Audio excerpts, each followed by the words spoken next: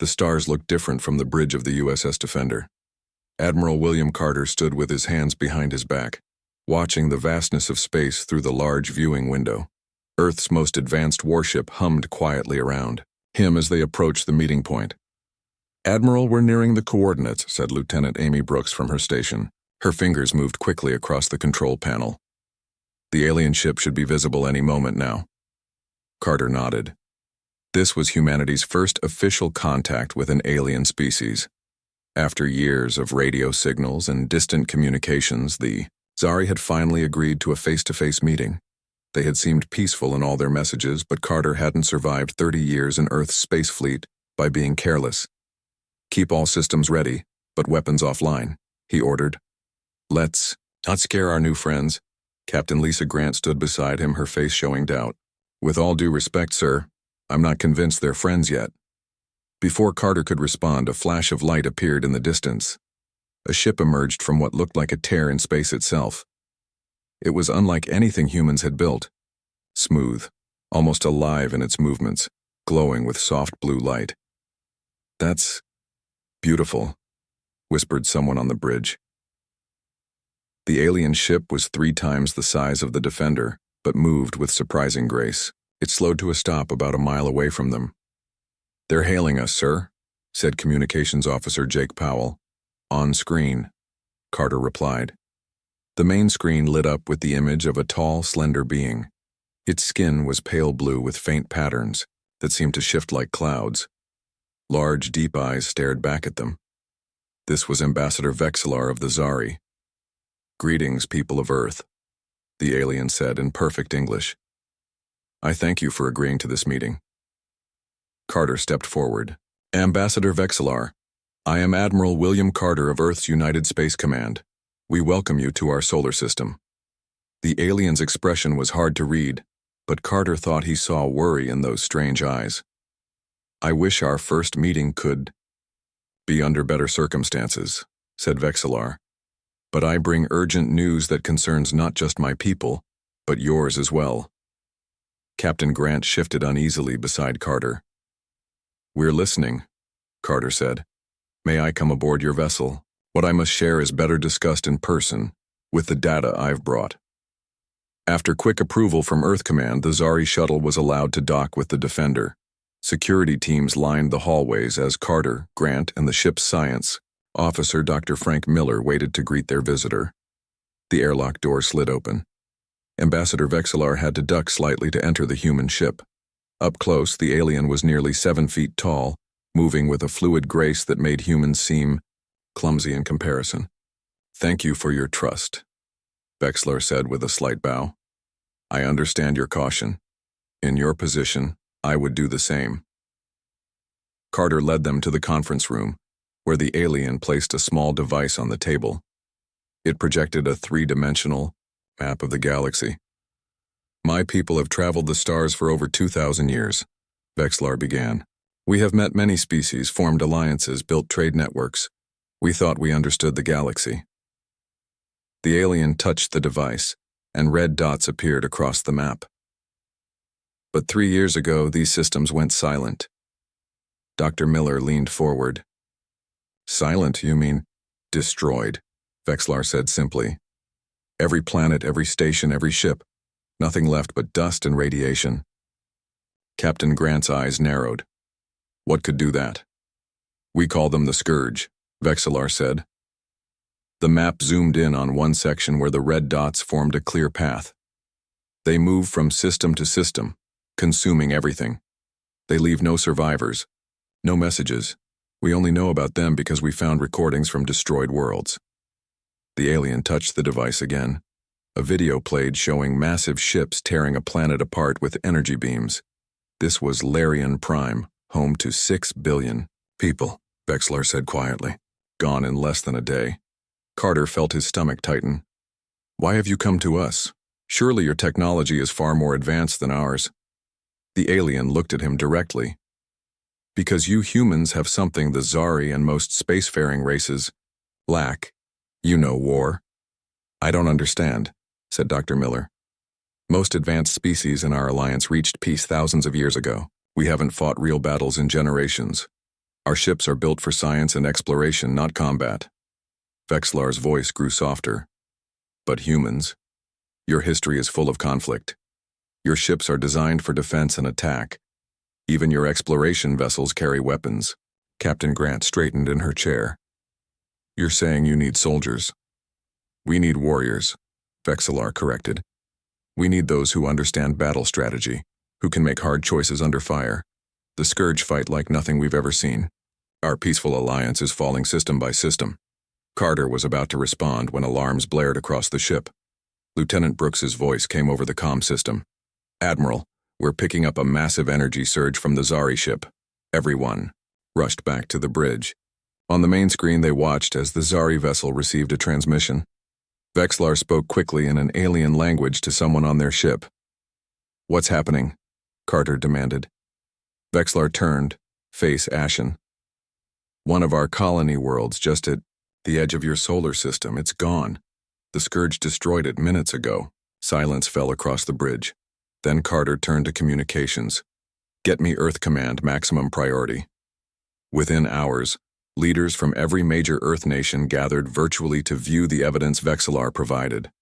The recordings from destroyed worlds, the path of destruction heading inevitably toward Earth's sector, and scans of the Scourge ships that showed technology beyond human understanding. If they've found one of your colonies near our system, said the President of the United Nations, how long until they find Earth? Months, perhaps weeks, Vexlar answered. We detected them changing course after destroying our colony. They may have detected your world already. Carter stood before the gathered leaders. Earth has never faced a threat like this, but neither have the Zari faced an enemy that requires military thinking. I propose we form a joint defense coalition, humanity's ships and soldiers working with Zari technology and knowledge. Debate raged for hours, but in the end, the evidence was too clear. Earth would not stand by while worlds burned, especially knowing they were likely next on the Scourge's path.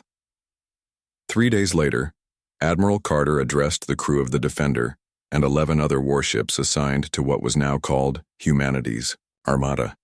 We're about to leave our solar system not as explorers but as defenders, he said. Not just for Earth, but for all the worlds that cannot defend themselves. The Zari and their allies have peaceful technology we can only dream of. Now we will teach them something humanity has mastered through our difficult history: how to stand and fight. As the human ships prepared to jump to the Zari homeworld, Carter looked at Captain Grant.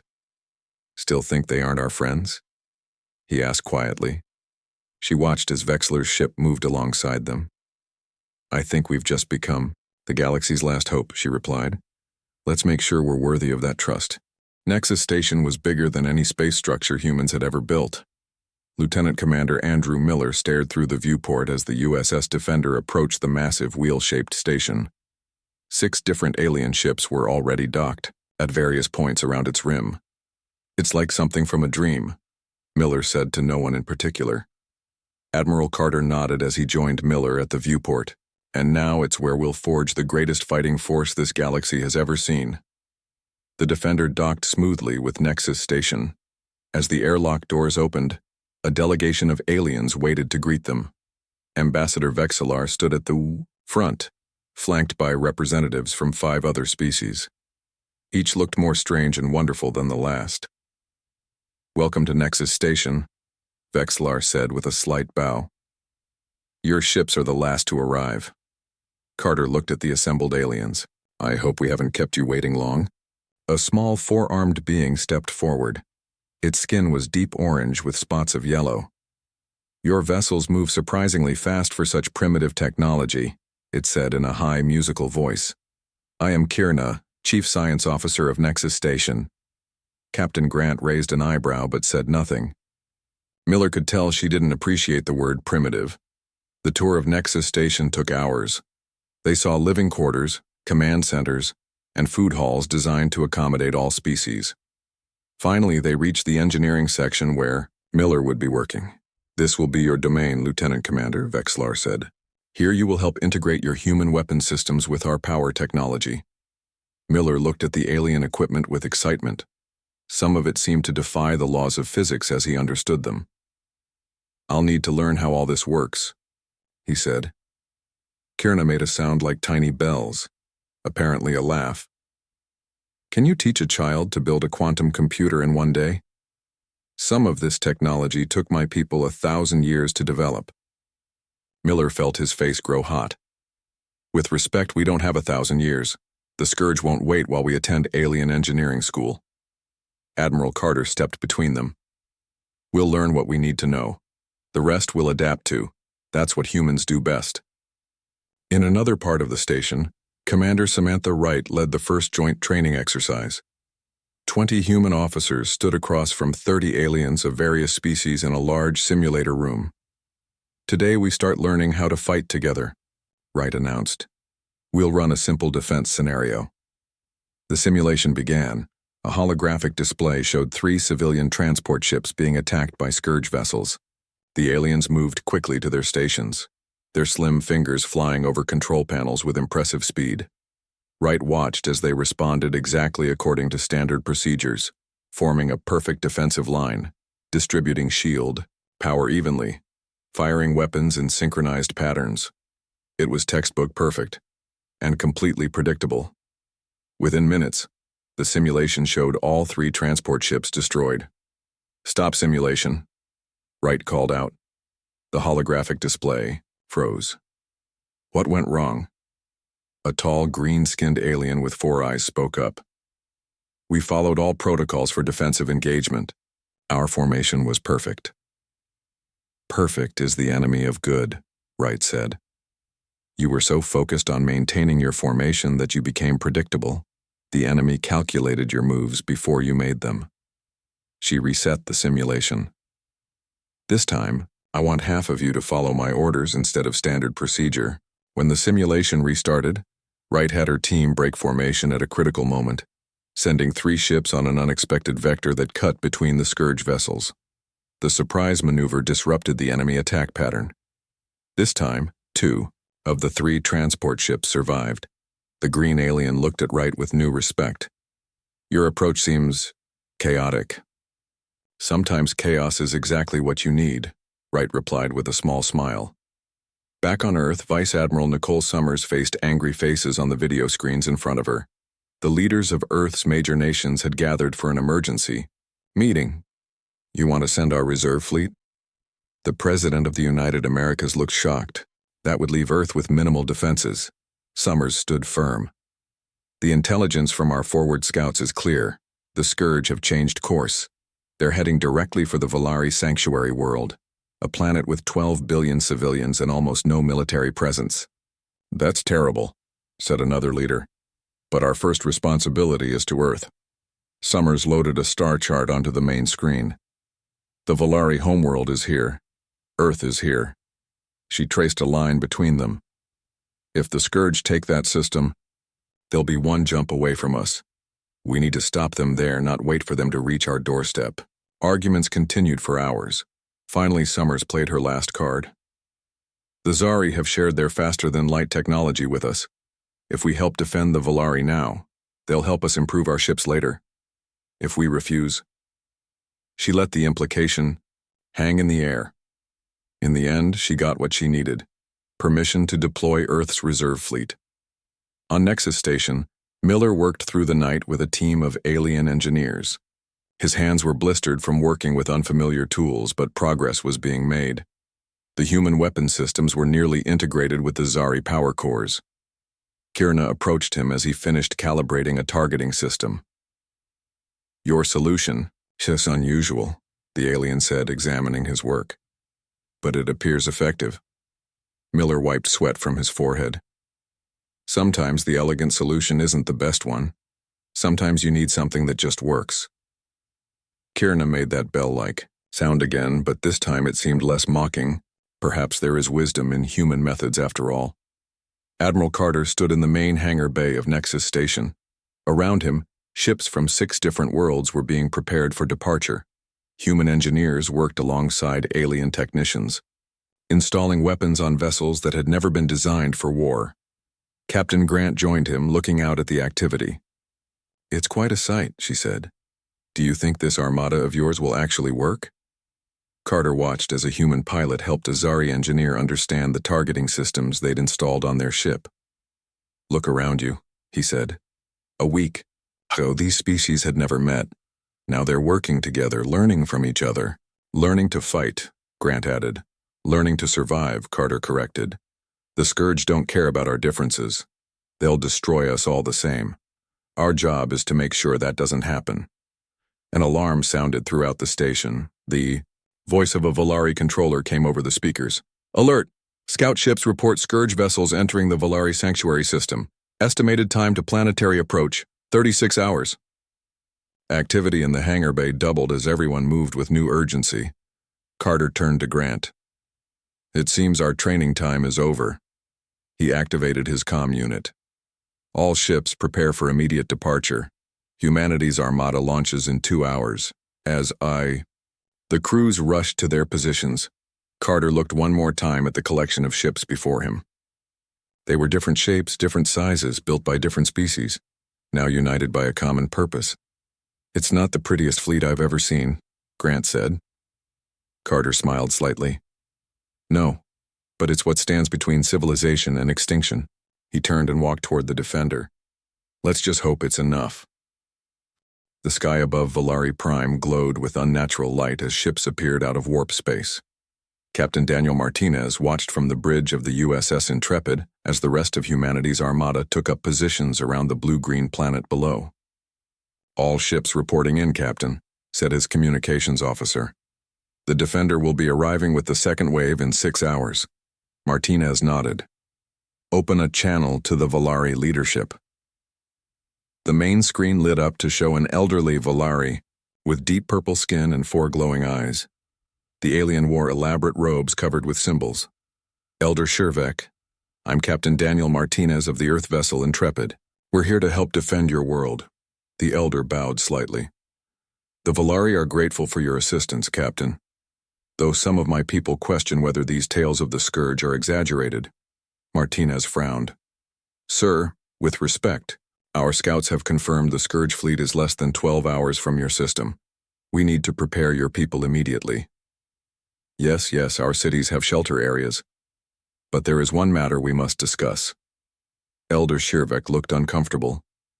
"Our sacred temple in the capital contains certain technologies. They must be protected at all costs." "What kind of technologies?" Martinez asked. "Ancient weapons, very powerful, but they cannot be moved or shared. Our traditions forbid it." Martinez felt anger rising in his chest. "You have weapons that could help us fight the Scourge, and you're keeping them secret because of tradition." The elder's eyes flashed. "These are not simple weapons, human. They are connected to our planet's core. Moving them would destroy half the continent." Martinez took a deep breath. "I understand. We'll make protecting the temple a priority, but I need you to share everything you know about these weapons. They might be our best chance." On the surface of Volari Prime, Lieutenant Catherine Rodriguez led a team of human Marines through crowded streets. Thousands of Volari civilians were moving toward underground shelters. "Keep the evacuation routes clear," Rodriguez ordered her team. "Help anyone who's struggling." A young Marine named Eric Daniels pointed ahead. "Lieutenant, look." A group of Volari children had become separated from their guardians. They huddled against a wall, their small bodies trembling. Rodriguez approached them slowly. "It's okay," she said, kneeling down. "We're here to help you." The universal translator on her wrist converted her words to the Volari language. The children looked up at her with wide eyes. "Are you the humans?" one child asked. "The warriors from the far world," Rodriguez smiled. "That's right. We're going to keep you safe." She helped them to their feet. "Let's find your families."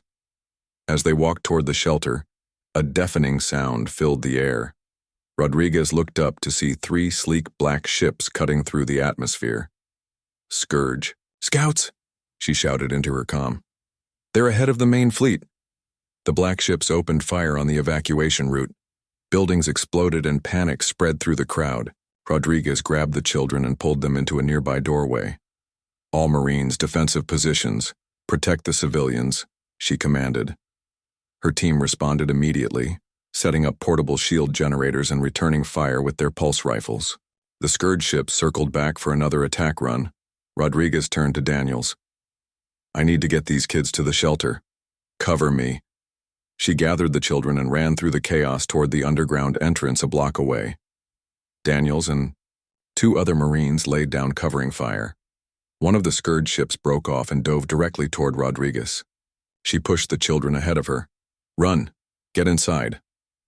The ship fired. The street behind Rodriguez exploded, throwing her forward. She landed hard, pain shooting through her leg. The children had made it inside, but she was exposed. The Scourge ship hovered above her, preparing to fire again. Rodriguez raised her rifle, knowing it was useless against the ship's armor. Suddenly, a blast of blue energy hit the Scourge vessel from above. A human fighter swooped down, firing repeatedly. The Scourge ship wobbled, then crashed into an empty building. Rodriguez limped to the shelter as her team continued fighting. Once inside, she set up a command post and examined her leg. The wound wasn't deep, but she noticed something strange. A black, oily substance mixed with her blood. One of her medics scanned it. "Lieutenant, this isn't oil or fuel, it's organic. It was ejected from the Scourge ship when it was hit." Rodriguez looked at the scan results. "You mean they're alive? The ships themselves?" "Not exactly." The medic pointed to microscopic creatures in the black fluid. "These look like parasites of some kind. They might be controlling the ships, or they might be part of them." This was valuable information. Rodriguez reported it immediately to the Intrepid. In space above the planet, Admiral Carter had arrived with the second wave of ships. He studied the Scourge attack patterns from the Defender's bridge. "Notice how they move," he said to Captain Grant. "Perfect formation, perfect timing." "Too perfect," Grant nodded. "No living pilot flies like that. Even AI systems show more variation." "Exactly." Carter turned to his tactical officer. "Signal all ships. We're implementing chaos protocol." The human ships suddenly broke their defensive lines, each moving in seemingly random directions. Some accelerated, others cut engines. Some turned to face the incoming Scourge fleet head-on.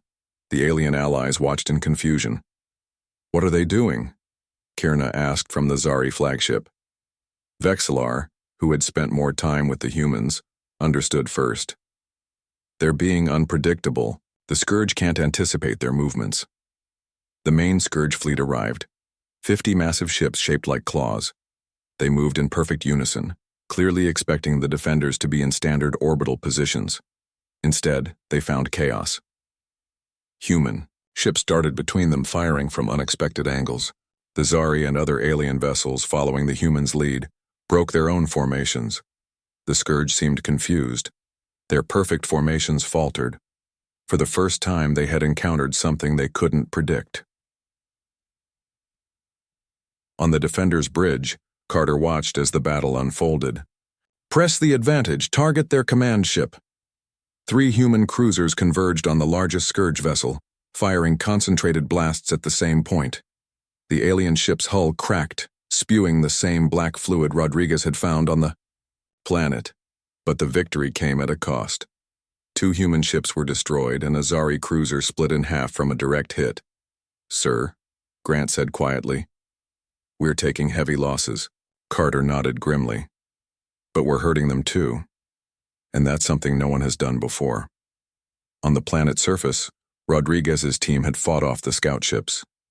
As she helped treat wounded civilians, one of her Marines brought her a piece of debris from a downed Scourge vessel. "Lieutenant, you should see this," he said. The fragment wasn't metal as she'd expected. It was a hard, shell-like material with circuitry grown into it like veins in a leaf. "Bag it," she ordered. "When this is over, we need to study everything. We can about these things." Above them, the battle turned as the Scourge ships began to retreat. The unexpected human tactics had disrupted their perfect coordination. For the first time in their long campaign of destruction, the Scourge had failed to take a world. Humanity's Armada had won its first victory. But as Carter looked at the list of ships lost and lives sacrificed, he knew the war had just begun. The purple gas clouds of the Krell Nebula hid the Armada's base from prying eyes. Inside the makeshift station, Dr. Alan Patel hunched over a microscope, studying the black substance recovered from the crashed Scourge ship. Behind him, Admiral Carter and Captain Grant waited silently. "This is unlike anything I've ever seen," Patel said finally, looking up from his work. "The parasites in this fluid are both organic and mechanical. They can link together to form a hive mind." Carter leaned closer to look at the sample. "Are they intelligent on their own?" "No," Patel said, shaking his head. "Each one is simple, but together, they become something more. They can control technology, merge with it. I believe they're using the ships as bodies." Grant frowned. "If they're parasites, what's their original host?" Patel adjusted his glasses. "That's the troubling part. These organisms can infect other life forms. They could potentially take over any living creature." Carter's face darkened. "You're saying they could be among us already, controlling some of our allies?" "It's possible," Patel admitted. "They leave trace chemical signatures in the bloodstream. I can develop a test, but we'll need to check everyone." 2 days later, Security Chief Olivia Bennett stood at the entrance to the command center, scanning each person who entered. Human or alien, everyone had to pass the test. "This is unnecessary," complained Kurna, as Bennett took a small blood sample from the alien's arm. "The Volari have no signs of infection." "No exceptions," Bennett said firmly. "Admiral's orders." The testing created tension among the coalition. Some species saw it as an insult, others as a sign of human paranoia. But Carter knew they couldn't take chances. Lieutenant Rodriguez, now recovered from her injuries, joined Bennett at the security checkpoint. "Any problems so far?" Bennett shook her head. "Nothing yet, but people are getting—" An alarm blared through the station. Red lights flashed in the corridors. "Security breach in engineering," someone shouted over the comm system. Bennett and Rodriguez ran toward engineering, weapons drawn. When they arrived, they found chaos. Equipment had been smashed and fires burned in 2 separate areas. Lieutenant Commander Miller was trying to put out one of the fires while shouting orders. "What happened?" Rodriguez asked. Miller pointed to a sealed door. "Zemlok, one of the Zari engineers. He went crazy, started destroying everything. We locked him in the supply room." Bennett approached the door cautiously and looked through the small window. Inside, a Zari engineer pounded against the door, his eyes black and skin covered with dark veins. "He's infected," Bennett said. "Get Dr. Patel down here now." When Patel arrived, he sedated the infected Zari and had him moved to a secure medical bay. Tests confirmed what they feared. The parasites had somehow infiltrated their base. The command center, Carter called an emergency meeting with representatives from all species. "The Scourge aren't just an outside threat anymore," he told them. "They can turn our own people against us. From now on, everyone gets tested every 12 hours. Ambassador Vexillar looked troubled. "This will only increase the distrust between our peoples, Admiral." "I understand your concern," Carter replied. "But we can't defeat the Scourge if they're sabotaging us from within." The next day, 3 more infected individuals were discovered, 2 humans and a Volari scientist. Fear spread through the base. People began to avoid each other, suspicious of everyone. In engineering, Miller worked with Kierna to repair the damaged systems. Despite their earlier differences, the crisis had forced them to work together. "I've been thinking about the parasites," Miller said as they reconnected power conduits. "If they communicate as a hive mind, they must use some kind of signal." Kierna's 4 arms moved quickly, fixing multiple systems at once. "A signal that could be blocked?" Miller nodded. "Or disrupted. If we could find the right frequency, we could break their connection to each other." Kierna finished the thought. The infected individuals might be freed. They worked through the night, building a device to scan for unusual frequencies. By morning, they had detected something, a faint signal coming from infected individuals. It operated on a quantum level that most scanners would miss. Miller reported their findings to Admiral Carter. "If we can disrupt this signal, we might be able to break the Scourge's control over infected hosts, maybe even disrupt their fleet coordination." "Get it working," Carter ordered. "Fast." Just then, the communications officer interrupted. "Sir, we're receiving an emergency transmission from Earth." The main screen showed a young officer with a panicked expression. "This is Outpost Sierra. We're under attack. Scourge ships have entered the solar system. They bypassed our early warning." The transmission cut off. Silence fell over the command center. Then Carter turned to his officers. "How long to reach Earth at maximum speed?" 3 days, sir," Grant replied quietly. Carter's face was grim. "Then we have 3 days to prepare. The Scourge are no longer testing our defenses, they're going for our homeworld." In another part of the base, Lieutenant Commander Miller and Kierna continued working on their disruption device. They had created a prototype that worked in the lab, but scaling it up to affect an entire fleet would be difficult. "It needs to be delivered directly to their command ship," Kierna said, examining their design. "Nothing else would generate enough power." Miller ran his hand through his hair in frustration. "How do we get it there? We can't exactly knock on their door." Captain Martinez entered the lab. "I might have a solution for that." He explained that the Volari temple weapons Carter had learned about were actually ancient teleportation devices. They were designed as last resort weapons to send bombs directly into enemy ships. "Would they work on the Scourge vessels?" Miller asked. "The Volari believe so," Martinez replied. "But there's a catch. The temple was damaged in the attack. The range is limited now. Someone would need to fly a ship close to the Scourge command vessel first." Miller and Kierna looked at each other. "A suicide mission," Miller said quietly. Martinez nodded. "Essentially, yes." Word of Earth's danger spread quickly through the base. The fear and suspicion of the previous days were replaced by determination. Even species with no connection to Earth understood what was at stake. If humanity fell, there would be no one left to protect them. Admiral Carter addressed the Armada before they departed the nebula. All ships, human and alien alike, were connected. To the broadcast, 3 months ago we were strangers. Today we fight together not just for Earth but for all our worlds. The Scourge thought us easy prey, divided and weak. They were wrong. He looked at the faces before him. Human, Zari, Volari, and others, all united in purpose. Now we take the fight to them. For Earth, for all our homes, for the future of this galaxy. As the ships prepared to jump to warp, Captain Grant approached Carter privately. "Sir, about the disruption device. Someone will need to deliver it." Carter nodded. "I know. I'm reviewing volunteers now." Grant stood straight. "There's no need, I'll take it." Carter started to object, but Grant cut him off.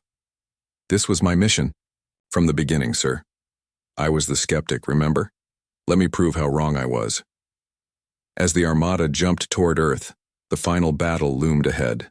The fate of not one world, but many, hung in the balance. Earth's orbital defense platforms were already burning when humanity's Armada emerged from warp.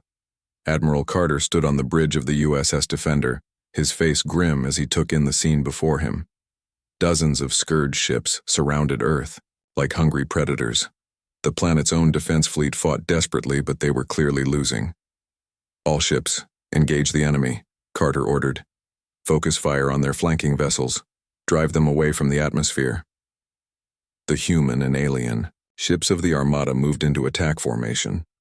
This time the Scourge were ready for their chaotic tactics. The enemy ships split into smaller groups, adapting to the humans' unpredictable movements. "They've learned," Captain Grant said quietly. "They're evolving their strategy." Carter nodded. "Then so must we. Signal Commander Wright. Tell her it's time for Operation Spearhead." On the bridge of her ship, Commander Samantha Wright received the order and smiled. Finally, she turned to her crew. "Prepare for direct assault on their command vessel. All hands to battle stations." Wright's ship, along with 5 others, broke from the main battle. They accelerated toward the largest Scourge vessel at the center of their formation. It was a risky move, a head-on attack against the enemy's strongest point. "They'll think, we're crazy," Wright told her tactical officer. "Aren't we?" He replied with a nervous laugh. "Crazy is what they don't expect," she said. On Earth's surface, Lieutenant Rodriguez led her multi-species squad through the ruins of Chicago. Scourge landing parties had breached the atmosphere, and ground battles raged in major cities around the world. "Keep moving," Rodriguez ordered as they ducked behind a collapsed wall. Ahead of them, a group of civilians was trapped in a building surrounded by Scourge ground units. Creatures that looked like a terrible mix of machine and insect. "We need to reach those people," Rodriguez said, checking her weapon. Peters, "Jackson, cover the left. Lynn and Vex, take the right flank. The rest with me up the middle." The squad moved out, firing at the Scourge units. To Rodriguez's surprise, they were joined by armed civilians who emerged from nearby buildings. "We've been fighting them for hours," an older man with a hunting rifle told her. "Not gonna let these bugs take our home." Rodriguez nodded, glad to have the help. Together, the soldiers and civilians pushed through the Scourge forces and reached the trapped people. As they guided them to safety, Rodriguez noticed something strange. The Scourge units seemed less coordinated than before, making mistakes and hesitating between attacks. "Something's affecting them," she said to her second-in-command. "Their hive mind must be under pressure."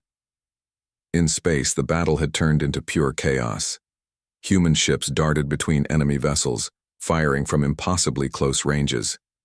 Alien allies, who had learned from humans, now employed the same unpredictable tactics. On the Defender, Admiral Carter received a transmission from Dr. Patel. "The disruption device is ready, sir, but it has to be delivered inside their main vessel to be effective." "Understood," Carter replied. He looked at the empty chair where Captain Grant usually sat. She was already aboard a small stealth craft, preparing for her mission. In the launch bay, Grant made final checks on her ship. The disruption device, built by Miller and Kierna, sat secured behind her pilot's seat. It didn't look impressive, just a metal box with lights, but it held the key to defeating the Scourge. "Course laid in," she said to herself. "No turning back now." Her small craft slipped away from the Defender, using the chaos of battle as cover. Its stealth technology, enhanced by Zari science, made it nearly invisible to sensors. Grant piloted toward the massive Scourge command ship. As she approached, she saw Commander Wright's vessels hammering the enemy with concentrated fire, creating a distraction. "Perfect timing, Samantha," Grant whispered. She found a damage point in the enemy ship's hull, a wound created by Wright's attack, and maneuvered inside. The interior of the Scourge vessel was like nothing she had ever seen. It wasn't a ship so much as a massive organism. Corridors pulsed like veins. Lights flickered like nervous systems. Grant landed her craft in what appeared to be a cargo area. Armed with the device and a backup weapon, she moved deeper into the ship. The few Scourge drones she encountered seemed confused, as if struggling to function. Finally, she reached what Miller had described as the central processor, a chamber filled with a swirling black liquid that glowed with unnatural light. "This is it," Grant said, setting the device. She activated it and started the timer. 10 minutes to get out. Better move fast." As she turned to leave, a wall of the chamber dissolved. 3 large Scourge creatures entered, different from the others she had seen. They moved with purpose, their eyes fixed on Grant and the device. "You're the leaders," Grant realized. She raised her weapon.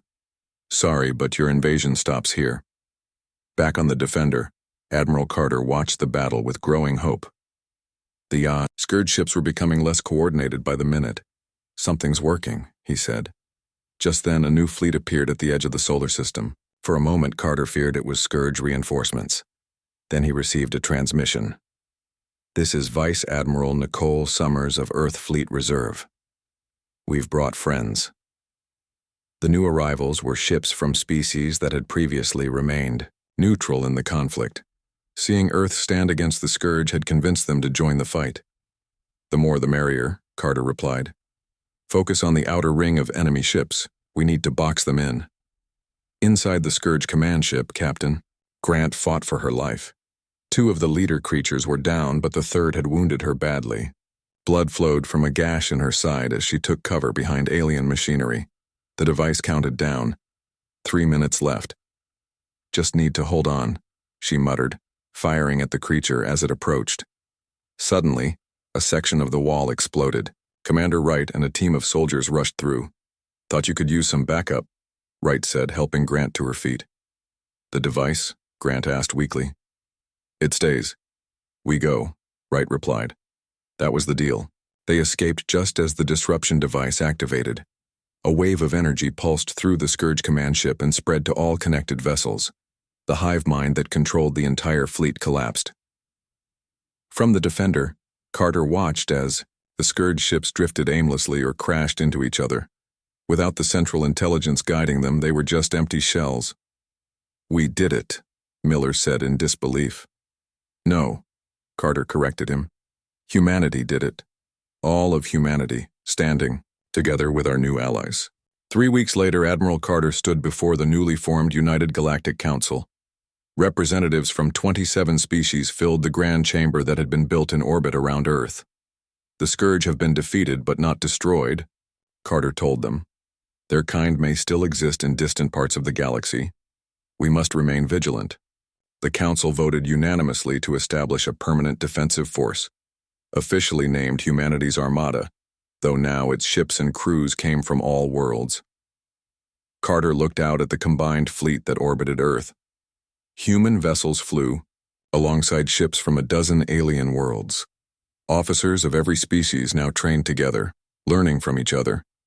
As he watched a group of human cadets showing a team of Zari engineers how to improve their targeting systems, Carter thought about how much had changed in just a few months. Humanity had gone from newcomers in the galactic community to its defenders. They had brought something the peaceful species of the galaxy needed, not just the willingness to fight, but the knowledge of how to stand together against impossible odds. Earth had suffered terribly in the battle. Cities lay in ruins, and many good people had been lost. But as Carter looked at the fleet before him, the last line of defense for all worlds, he knew that humanity had found its place among the stars. Not as conquerors, not as traitors or diplomats, but as protectors. The shield that stood between civilization and the darkness that threatened it.